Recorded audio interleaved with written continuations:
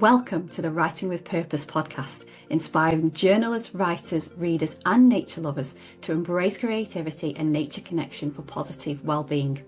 I'm your host, Anna Woolliscroft. Join me for honest conversations with people who use writing, journaling, and time in nature to find clarity, process life's experiences, and live a more fulfilling life. Whether you're a seasoned writer, a curious beginner, or simply someone seeking a deeper connection to life, this podcast is for you. It's wonderful to have you here today. My guest today, Mary Reynolds Thompson, believes that the earth has always been speaking to us through the landscapes we're drawn to, the stones that catch our eye, and the trees we find ourselves sitting beside. In this conversation, we talk about what it means to stop telling the small story of your life and to find the wilder, truer one underneath.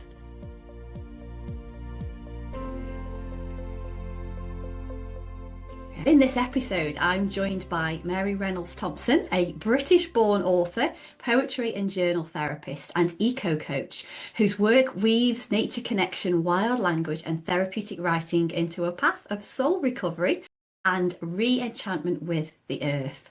Mary is an award-winning author of 3 books.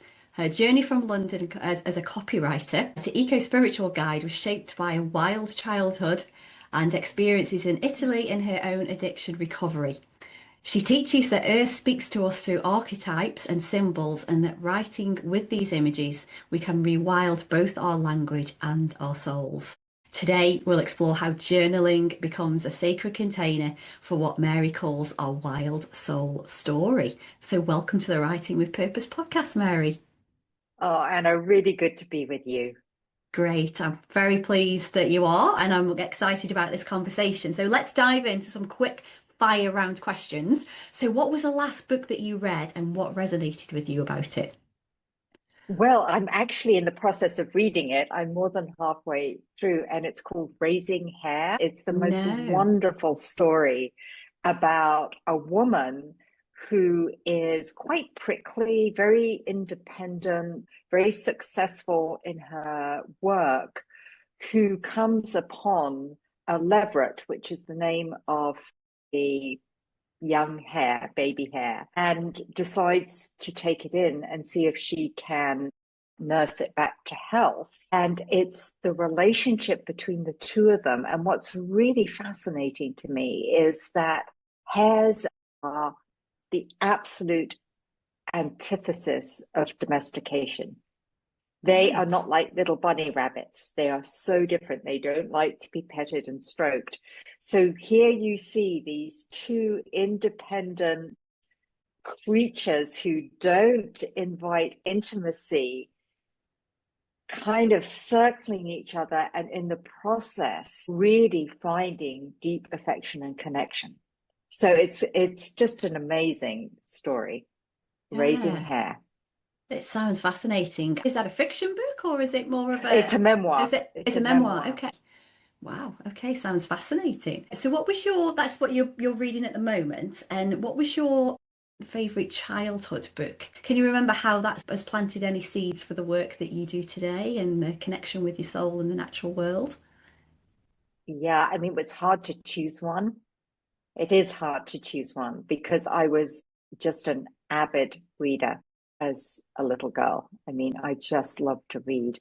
But The Secret Garden stands out for me. I don't know if you're familiar with that. And I think it really stood out for me for so many reasons. One is the protagonist was called Mary, and I really related to her stubborn surliness at times, and also feeling an outsider, because I always felt a bit of an outsider in my life. But then it was this incredible, the wild moors. And my mum was brought up in the north of England, just by the moors. That's where she would play as a child. So you had the wild moors represented by Colin. And then you had this more cultivated garden, the secret garden. And I loved the fact that something was beautiful and secret. And of course, in a way, I was keeping diaries as a child, and they are beautiful secret things where things grow too, and change happens, and all kinds of things happen. And so it was a relationship between that and between I grew up in the heart of London, the more cultivated part of myself and the really wild part of myself. And the other part of myself, which was Mary, who could get angry. And I loved that because as a little girl growing up when I did, anger was not allowed. Mm. So I kind of loved her for being a bad-tempered old thing. Yeah, because all emotions are valid, aren't they? Whether it's more on the positive side or the negative side, and we just need to, Yeah, and I wouldn't even call anger negative. I mean, mm, it tells you something, right? I mm, mean, when I grew up in an alcoholic household, and there was a lot to feel angry about.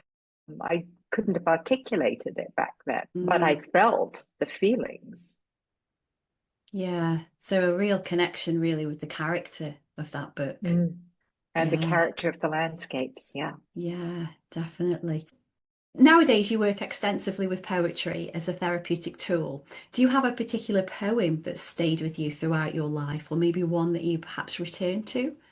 Do you know, I loved poetry as a child, and I loved poetry that was really fun to say out loud. And I actually, one of my favorite was, I forget the title of it, The Something Moon by Walter de la Mare. Slowly, silently, now the moon walks the night in her silver shoon.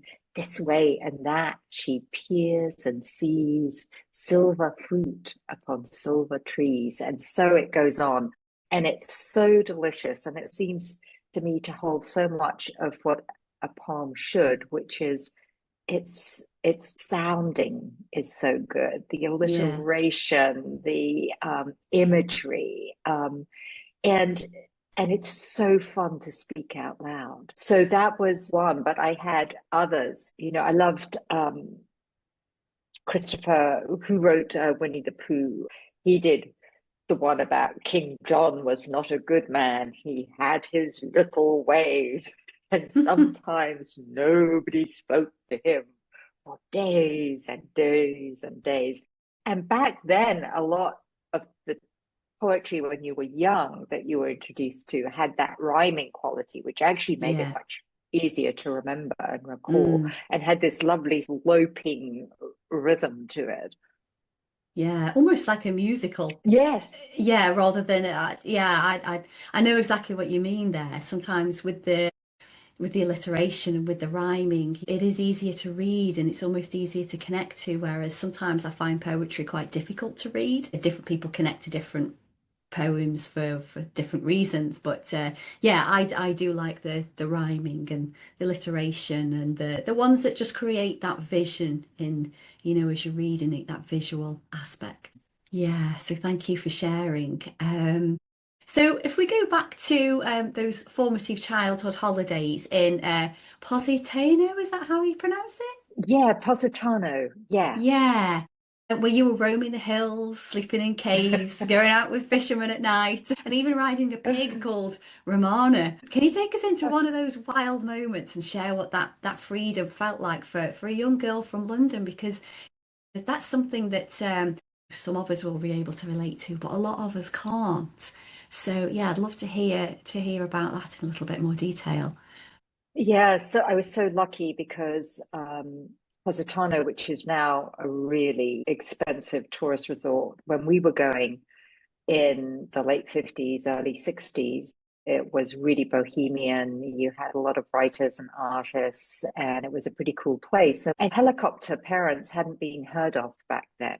And Mm. my brother and I were literally allowed to roam free from very very young, and we were known as Maria and Davide di Positano, and everybody looked after us or didn't. Nobody cared. And Rudy and Vali were this couple that lived in a shepherd's hut up in the mountains. And she was an extraordinary woman. She had this burning bush of red hair, which she brushed once a year. She was from Australia, and she had this tiny little voice and this white face and skin with this big coal makeup around her green eyes. And she was known as an artist, as a dancer. She'd been famous in Paris for her dancing. And my brother and I were allowed to just stay and hang out with them. And we would sleep in the cave above their shepherd's hut at night, as very young children. Like I was 4, Davy was 7, and nobody would be around. And then Rudy, who was very Romany dark gypsy, and Vali would return at 3 in the morning and start a fire in our cave and eat chocolate cake, melty chocolate cake. But they had all these animals. So I rode this pig called Ramana, and over the dusty trails, I would dance with Vali. I had felt so clumsy as a child, but Vali taught me to dance, and she said, darling, she said, all you have to do is dance as if you're dancing with the animals. And she said, you just reach up and you stroke the back of a giraffe and the neck of a giraffe and the back of a donkey, and you feed the chickens. And all of a sudden, I was dancing, and I had this wild imagination always as a child. I could see them.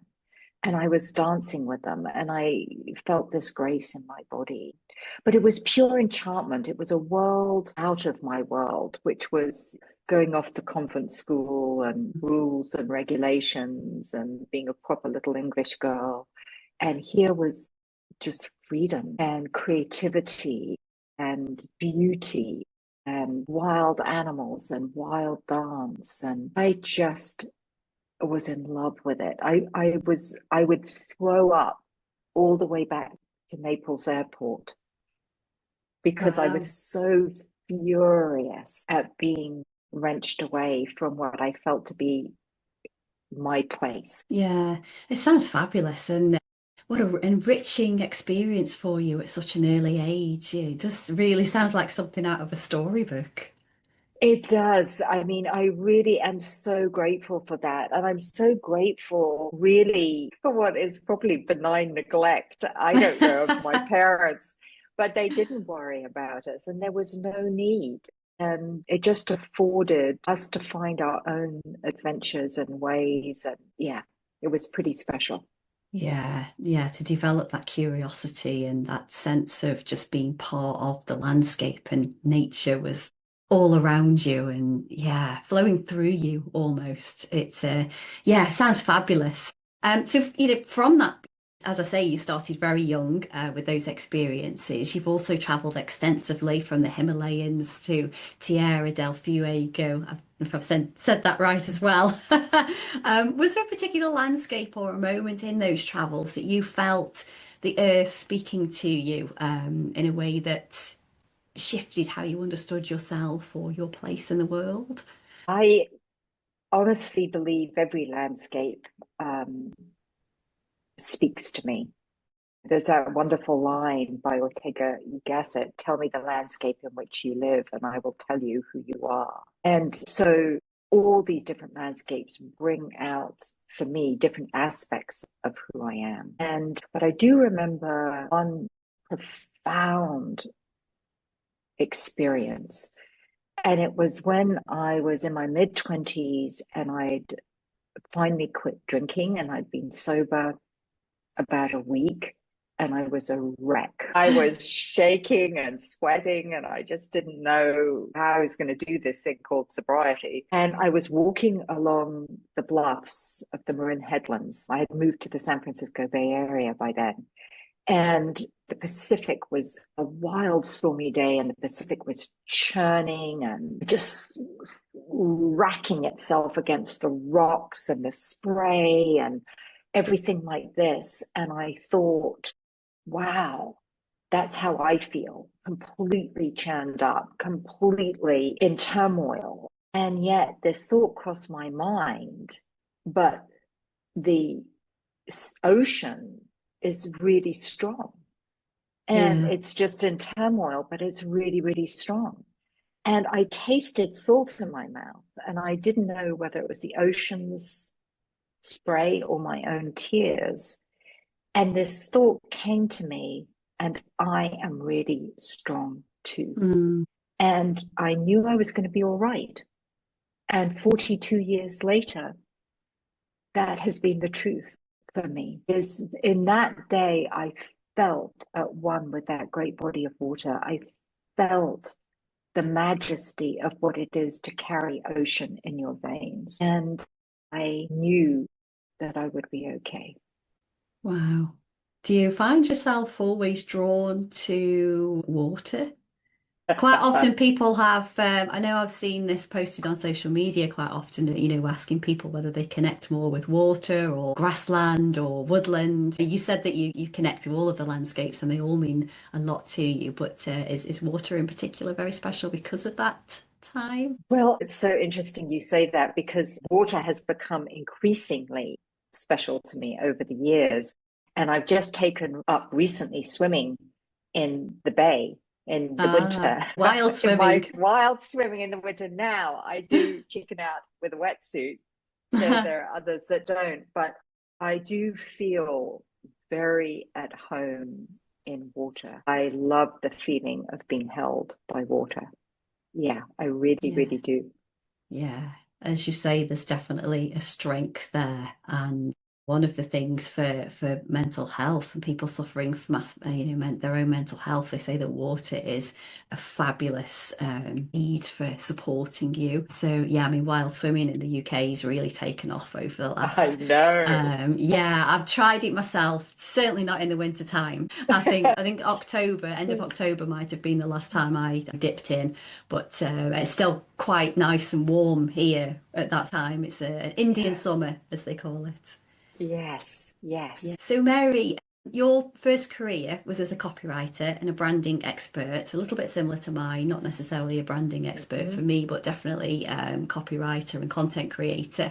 And you were scouring dictionaries for metaphors to sell cosmetics and cars, then quite a wide variety of uh, topics and sectors that you were working with there. So what was that work teaching you all about the power of language, do you think? Even if maybe you wouldn't realise it at that time when it was creativity, but more in the corporate world. Yeah, I just think, especially with the branding, I would work for a company where we created name brands for all kinds of things. And what was really fascinating to me was these corporations would come to us and say, create the name Mm, and the brand, and then we'll adapt our product to meet the brand. In other words, the image. And if you think about it, so many brands are based on myths, metaphors, all kinds of nature images. And having that right brand really can impact how well a product will sell. And it was mixed feelings about all of that. But I always knew language was persuasive. I grew up post-war in England and I listened to Churchill's speeches and then I listened to the speeches of Martin Luther King. I realized always how powerful and persuasive language, well used, can be. So that's never been in doubt for me. And then with the copywriting, it really began the big spiritual question of do I want to use my love for language to have people buy things they really don't need and contribute to this consumer society? And all these questions was flooding through my being. And eventually the answer became a resounding no. yeah. It's really interesting you should say that because that's how I felt towards the end of Mm. I mean, I still do a little bit of copywriting, interestingly, involving AI quite a lot these days, but more of plugging in the proper frameworks and using the efficiency of AI. But yeah, that started to not sit very well with me for quite some time. And the fact that, yeah, it's persuasive. Our job really was to create this need and want that people they may not necessarily have. It was the words and the imagery and everything else that went with it that was, yeah, persuading them. Do you, aside from that though, I don't expect you to share who or what, but does one particular brand hold any fond memories for you? No. Really, genuinely, no. Um, I I don't. Yeah, I don't. Yeah, that feels so long ago now, Anna. And quite honestly, there's another big shift. A lot of the writing and branding, the satisfaction was more ego driven rather than being, spiritually or soul driven. And so if I felt satisfaction, it was because, whoa, and so that doesn't feel so good anymore either. So, Yeah. yeah. Yeah, there's definitely something to be said from that. Last year, I invested quite a lot of money into training and coaching for support, really, to set up my writing with purpose business, shall we say. But it was very masculine in nature, very persuasive in some of the techniques and things that they were showing us, and I learned a lot. And there was a lot of tools that I was introduced to that were very beneficial in, the process, shall we say, the back end of the business. But Mm. something just didn't feel right. And this year in 2026, I've let a lot of that go. Be a lot more me, more gentle, more feminine, and opportunities just seem to keep coming towards me now. It's Ah, amazing when that happens. yes, yes. So interesting, isn't that? Because you probably, well, I don't know this, this may be an assumption, a wrong assumption, is that the energy that you're putting out is much more magnetic and welcoming than stressed out and striving, if that makes sense.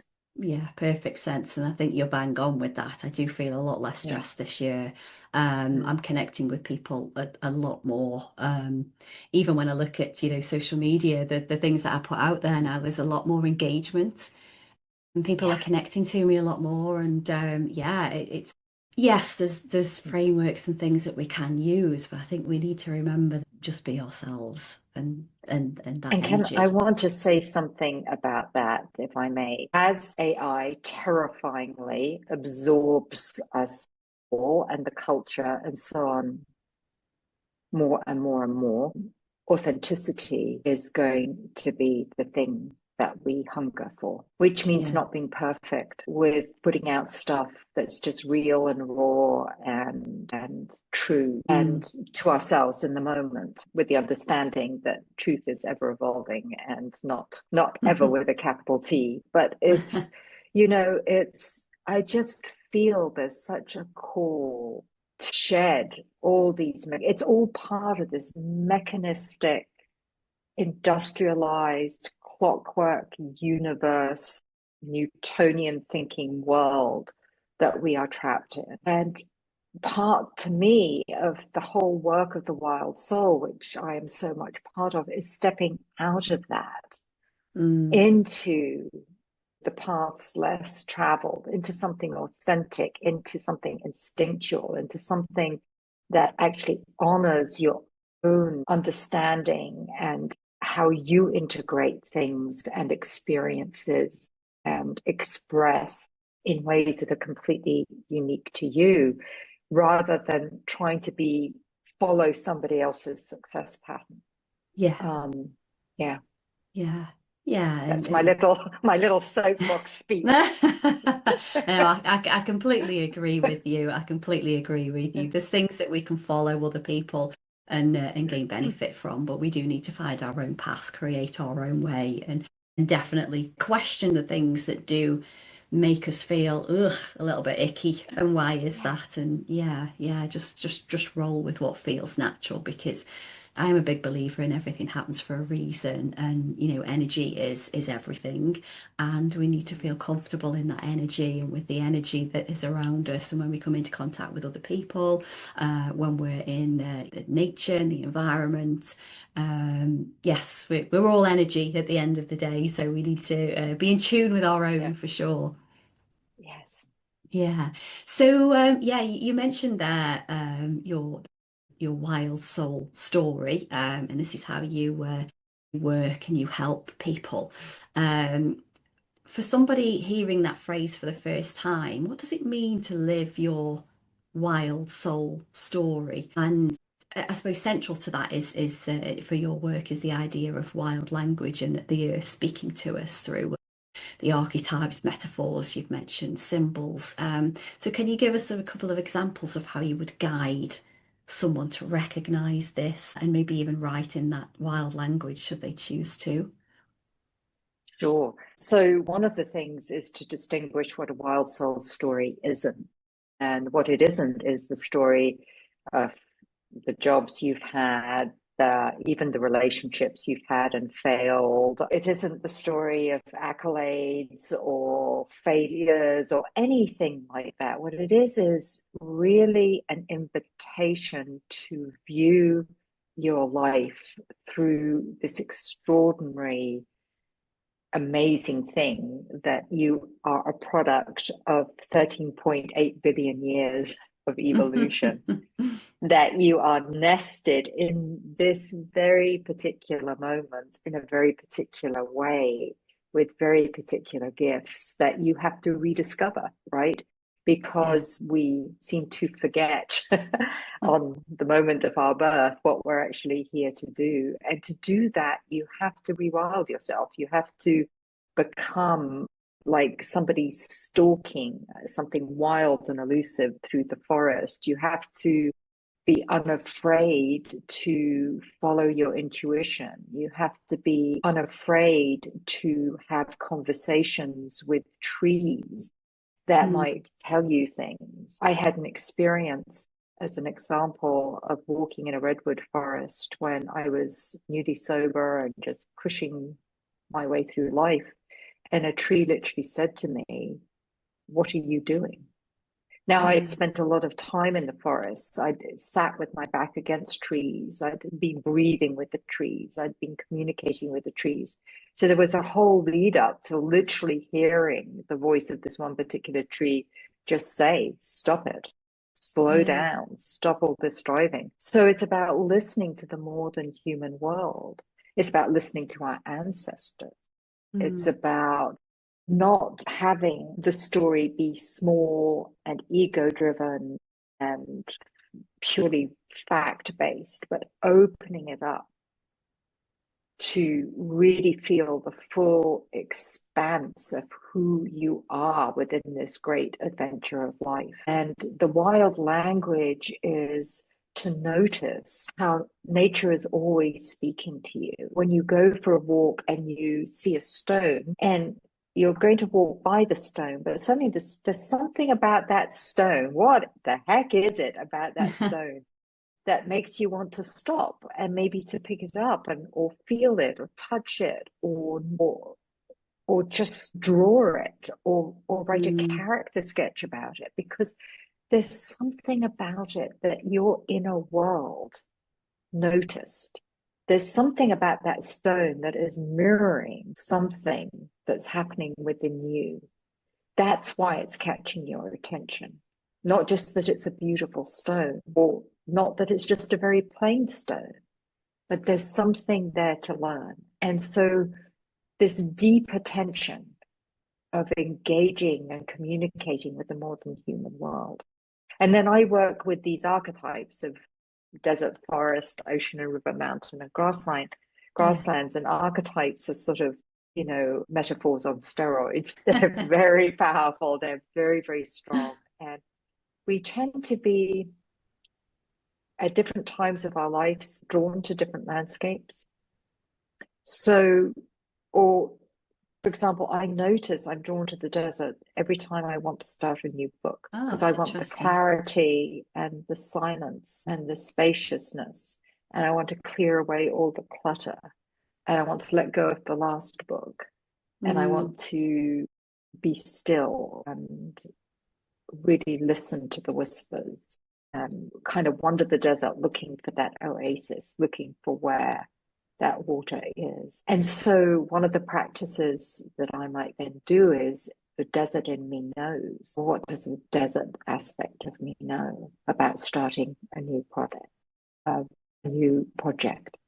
And then I would just allow that to flow and see what happens. Or I would dialogue with a desert, or I would look at a denizen of the desert and admire how they adapt to their very particular terrain and wonder, well, what would it be if I adapted perhaps to a very dried out period of my life?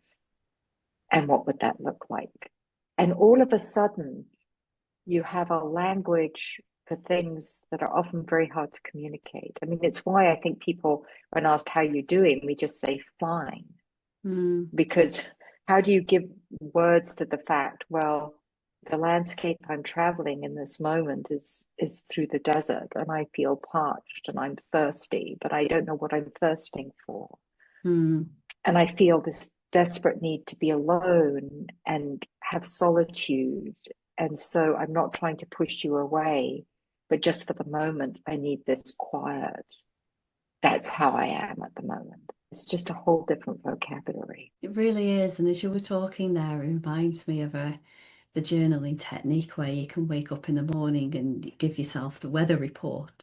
How do you feel? But picking the landscape instead is almost taking it that step further, going that much deeper. And how do you feel and what senses are being ignited when you're in those different environments? And yeah, it's interesting that you started talking about the trees and that particular tree that spoke to you. And I wonder whether that is almost the start of a journey for a lot of people to actually open up that connection with the environment and with aspects of nature, because I find that I'm certainly drawn to forests, woodland with very ancient trees and lots of trees. And when I'm writing, I do find that my creativity, I flow, it switches on a tap almost when I'm sitting next to a tree or I'm in that environment, and I can feel as though there's something there, but I haven't heard that particular voice or, the question or anything coming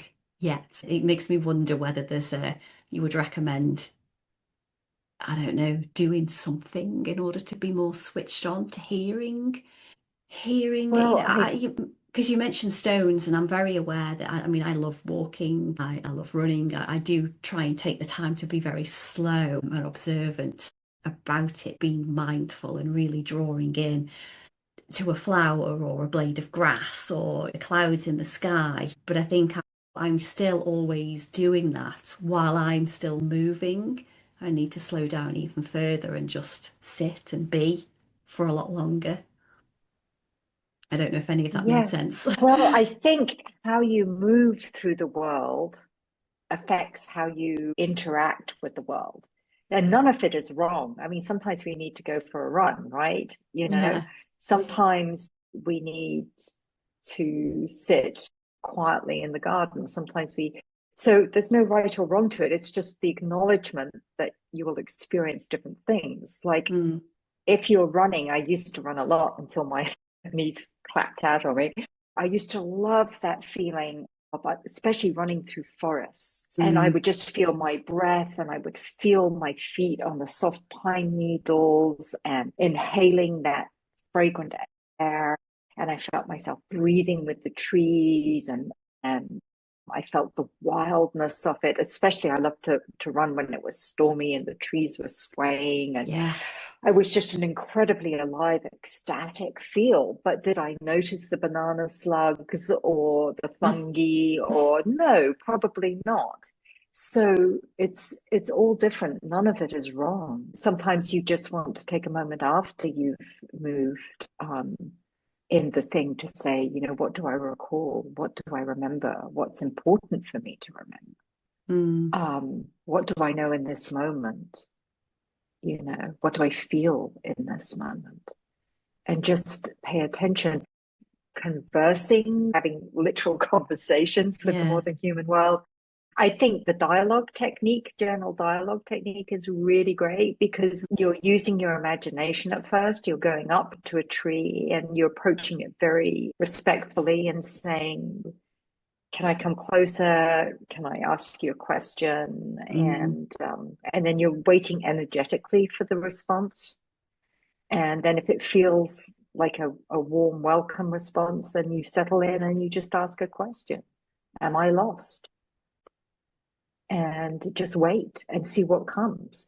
And it'll be probably from your own intuition, but that intuition will have somehow breathing with the tree and being within the tree's energetic sphere will have imbued some tree wisdom in the response, right? Whether you're conscious of it or not.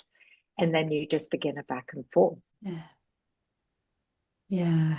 That's great advice for people listening that want to deepen that connection. And as you were talking there, I found myself breathing a lot deeper. And I keep looking, I'm going to have to ask Mary. I mean, for those people that are watching this, will see, but for those that are listening, you've got a gorgeous painting behind you of a tree, and then what looks like a lady sitting on a bench. Is that a particular tree? Is that something from your memory? Because my eyes keep being drawn to this tree, and you've got an orchid as well, which is a similar colour, sitting next to it. Yeah. Yeah, no, this is a painting that I picked up 30 years ago. And what drew me to it was the tree, obviously, but how relaxed the woman sitting beneath it was. I love that her dress is undone. She's a little expansive, and her white bra strap is showing, and she's so at home in her own body, and she's beautiful, just as the tree is at home in its beautiful body with its blossom. And I just really love the ease and grace, really, of both the woman and the tree together. It's stunning. You do find yourself being drawn to it, and you can almost, well, I say almost, but you can see that connection between the tree and the woman. Yeah, it's fabulous. So yeah, another way. And I take it your orchid's real. My orchid, no. It's so embarrassing to say it's not real, which is a wild soul woman to confess to. So I'm going to have to tell you why. I put a real plant on my desk, and somehow it stained the top of the wood so badly that I put this fake one there. So I'm completely outed. Well, so yeah. Believe you me, I don't nestle next to my orchid and converse with her. Brilliant. Yeah, I mean, I was going to congratulate you because they are quite temperamental, aren't they? They're difficult to look after and to maintain in home environments. Oh, that's funny. Oh dear, I've lost my train of thought now. Of course you have. I've totally derailed you. Of course I have. Yes. So yeah, if I come back to your books, you've written 3 books. I'll share these in the show notes. So Embrace Your Inner Wild, Reclaiming the Wild Soul, and How Earth's Landscapes Restore Us to Wholeness. You've been nominated as Best Nature Book. You've been a prize winner with that, so there's a lot of richness within those books. So I encourage everybody to look those up and to grab a copy. But your books blend poetry, journal and therapy, also The Way of the Wild Soul Woman. Of course, so 4. Yes. So that you read the subtitle for Reclaiming the Wild Soul, which is How Earth's Landscapes Restore Us to Wholeness. And then The Way of the Wild Soul Woman is an eco-feminist journey through the landscape archetypes. So beautiful exploration. So for listeners that might have been discouraged from writing, because I think there's quite a few people that didn't really gel with writing at school, and we have a lot of structure, don't we, at when we're in education, and as we get a bit older, we realise that we really can be much more freer with language and with structure. So how do you help people to reconnect with that page as a safe, creative space, and just to explore themselves and their connections and their energy through that page, particularly when perhaps they were told they weren't good enough at school and they might have some limiting beliefs around that from the past? Well, certainly wild language is not about syntax or grammar or any of those things. Spelling, we don't give a hoot. And also, when we use a poem as a springboard, it's not what did the poet intend. It's always what do you feel in the presence of this line. So there's no getting it wrong. There's absolutely no getting it wrong. And one of the things that a lot of people that I work with have lost faith in writing because of exactly the things you named, and lost faith in their own ability to write. But because we write and everything is infused with these archetypes and these metaphors and these poems, and there's a lushness, there's such permission to have fun with language, to let it roam wild, to let it jump outside the picket fence, to go, ferreting its way through forests and splashing through rivers, to literally enliven and revitalize language in a way that is fun without any expectation that it has to make sense to anybody. It doesn't even have to make sense to you. It will, finally. Things will come through, meaning will be made. But that's not the point. We don't have an agenda. Like, you have to say this or this has to be done. It's like, let it go. And doing short writes to begin with, warming people up, 3-minute write from a springboard is all very helpful, because morning pages are all very well and good, that Julia Cameron made so popular. But the idea of filling pages in itself is quite intimidating. But if I tell you we're just going to write for 3 minutes and write whatever comes into your mind and don't worry about it, something's going to appear on the page. And it is my experience that most people are pretty excited and surprised by what actually lands there. Yeah, completely agree. And when people just 3 minutes is all that you need. I think there's quite a lot of misconceptions around writing and journaling, that you have to do it at a certain time. It has to be every day. It has to be a certain length. Whereas, even just one word or one sentence is enough if that's meaningful to you and you got something out of it during the write or some meaning afterwards. So I'm a big believer in the 3 minutes or 5 minutes sometimes, which is what I normally start with. I think Kay Adams, I remember Kay Adams saying at some point that it's that time frame's not enough for you to go really, really deep, but it's enough for you to really get some value out of that and to have something there that you can reflect on. And that's the powerful part, isn't it? Yeah. So you've mentioned quite a lot of different techniques for journaling, that short write, the dialogue, the morning pages. Is there something that you would, for somebody that's perhaps new to this practice, and the 3-minute warm-up write is perfect, but is there anything else that you would recommend people try that are perhaps new to this? And also people maybe they are regular journalers, but perhaps want to try something a little bit different to go a little bit deeper? Well, I very much focused on using journaling to connect with nature, both inner nature and outer nature. So I would say take your journal outdoors. That would be one thing I would say, because outdoors, you are going to be stimulated by something.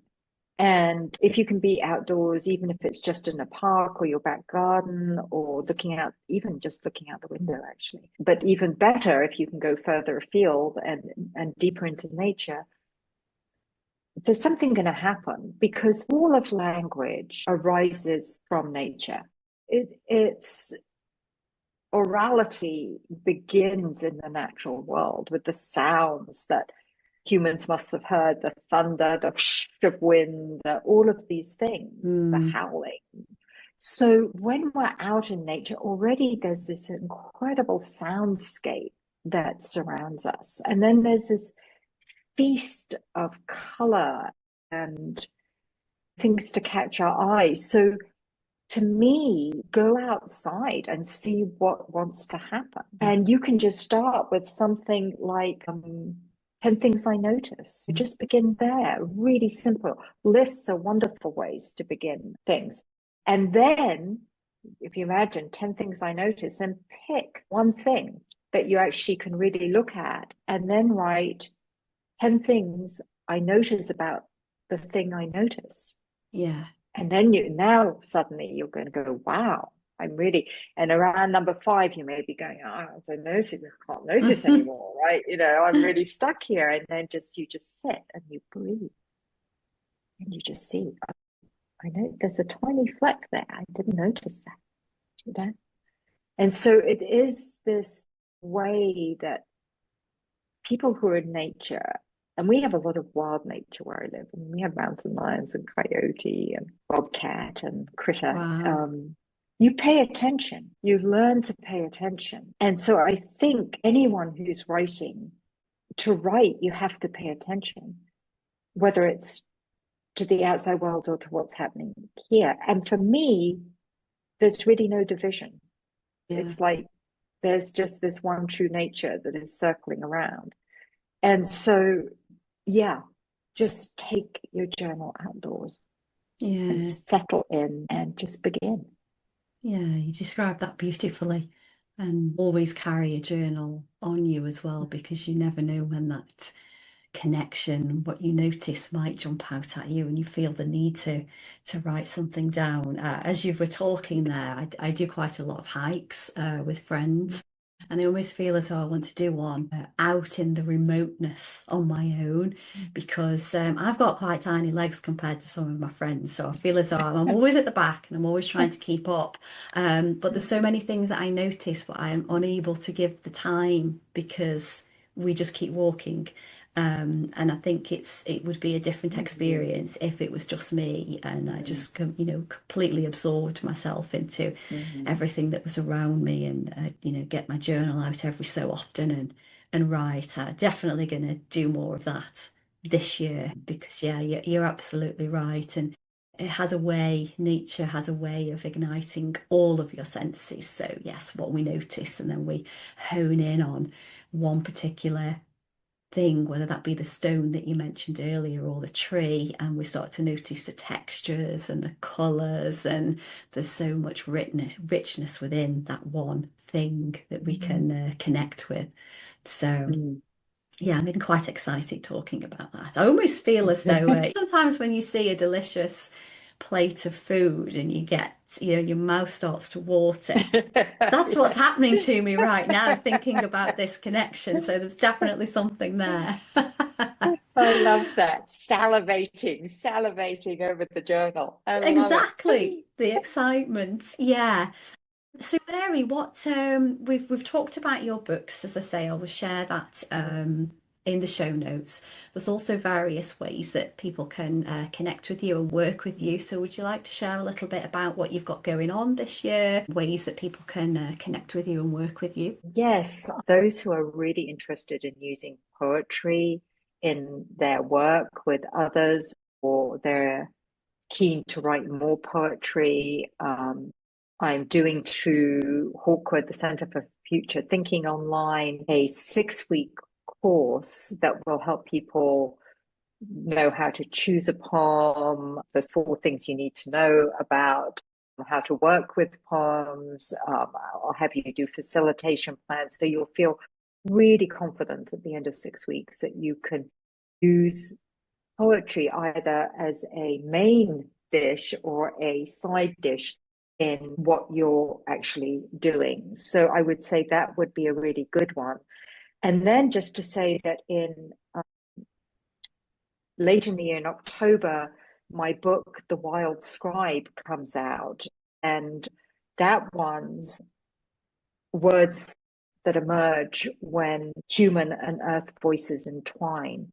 So it's really a lot to do with what we've been talking about today, and it has a lot of writing prompts in it. Yeah, fabulous. So it's a learning resource as well as a beautiful reading Yes, resource. Yeah. Do yes. All my you? books are in a way full of Mm, things you can do. yeah, I love Yeah. that when it's interactive.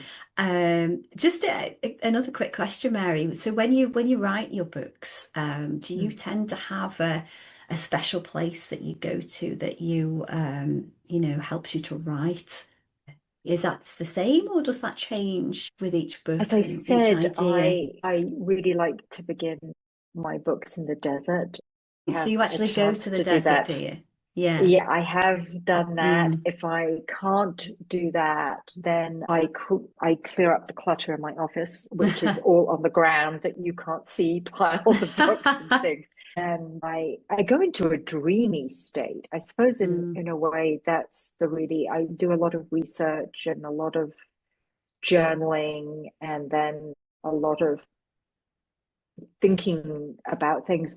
But all of my books are based on courses I've run. Right. So yeah, that's really been helpful in terms of structure. But if I could take you very quickly through the archetypes, I would say I begin in Yeah. the desert with the clearing.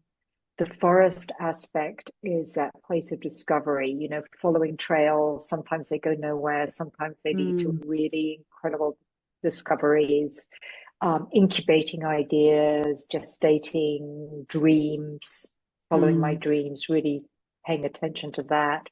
The third thing is longing. I think nobody completes a book unless you have a really passion and a longing for the work that you're doing. It's too much hard work Yeah. not to have that feeling. So for me, ocean and river is really touching into that emotional aspect, that deep, keen Mm. yearning that I have to put something out in the world.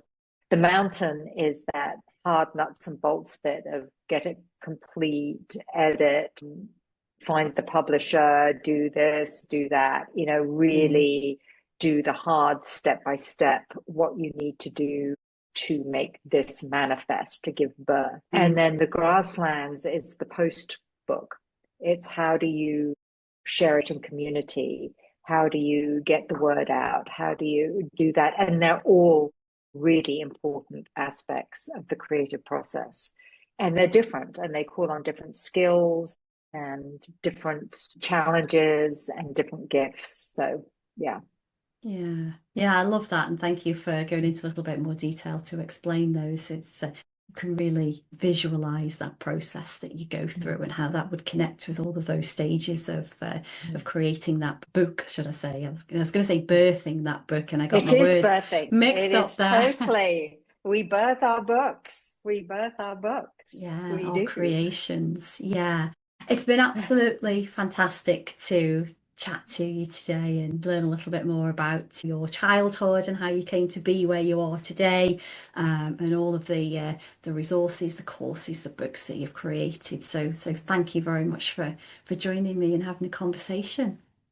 Oh, thank you so much, Anna. It's been a joy. Really appreciate it.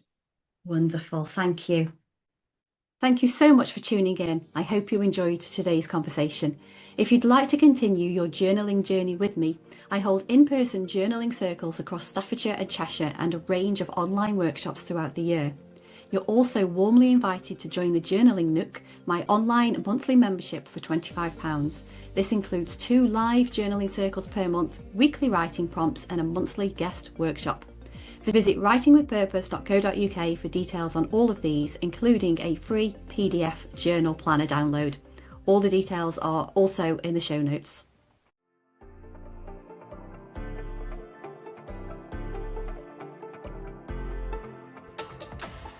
Thank you for listening to today's Writing with Purpose podcast.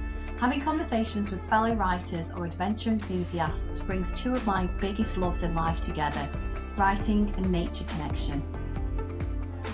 I've been a copywriter and content creator for 23 years, but my passion is writing for well-being, and I'm on a mission to share the benefits that putting pen to paper has for personal wellness with as many people as possible. If you want to learn more about writing for your well-being and journaling techniques, please connect with me in my Facebook group, Journaling with Anna.